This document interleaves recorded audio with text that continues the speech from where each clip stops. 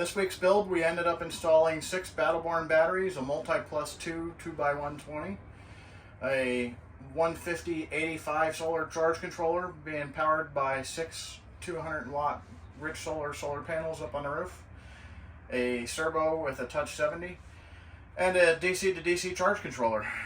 And it all fit underneath the back dinette.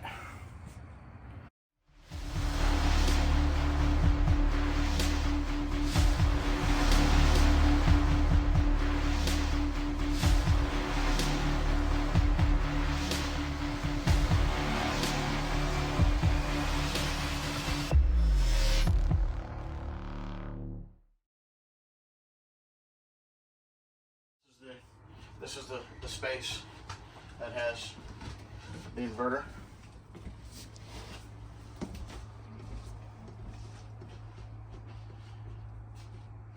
The customer wanted to maintain a compartment for his Starlink storage,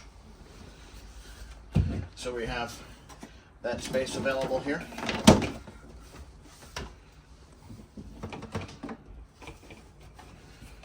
Starlink is on. Tell that it's warm. And then underneath here is the distributor and Power In, along with the smart shunt for battery monitoring. So these don't need any kind of venting? The distributors and the distributor and the Power In do not require any kind of special venting. Now there's going to be airflow. We have the Multiplus II in the same space. It's a fairly large space for an inverter.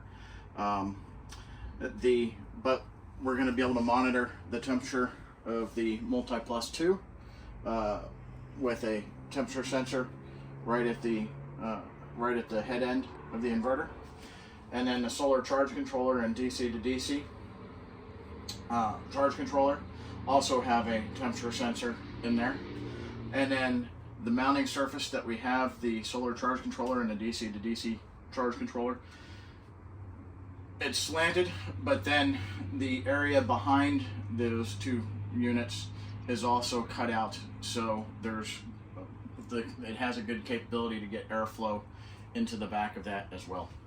This is the battery disconnect. If the customer wants to be able to put the trailer into storage for long-term storage, all he has to do is come in here without having to take apart the dinette. All he has to do is come in here and turn that knob, and it shuts down all the power from the unit. So the last compartment for this build is the battery box.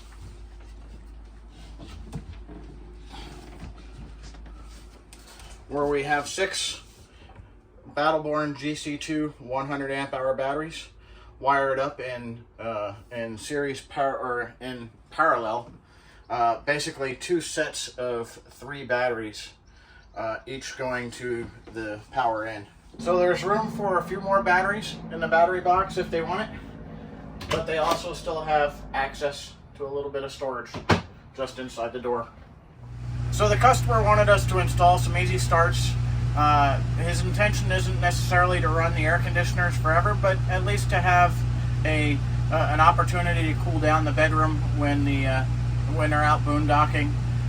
So what I'm doing now is, now that we have the easy starts in, the process also involves having to cycle the air conditioners on and off. You have to cycle them 5 times in order for them to basically learn the startup procedure.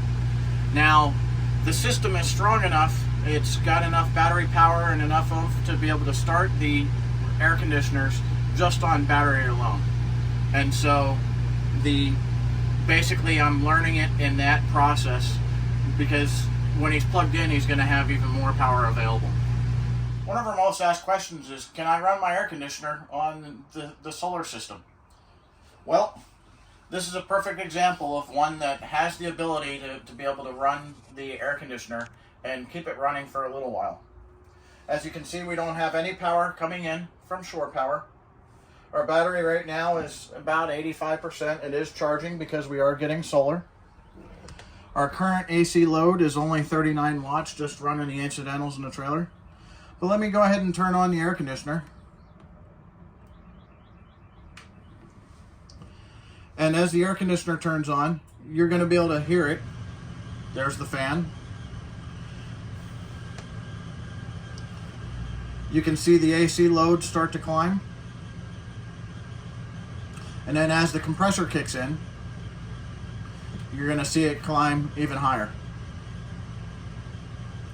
Now this customer does have easy starts installed. So you can see how the ramp is slowly climbing. The easy starts are doing what they need to do.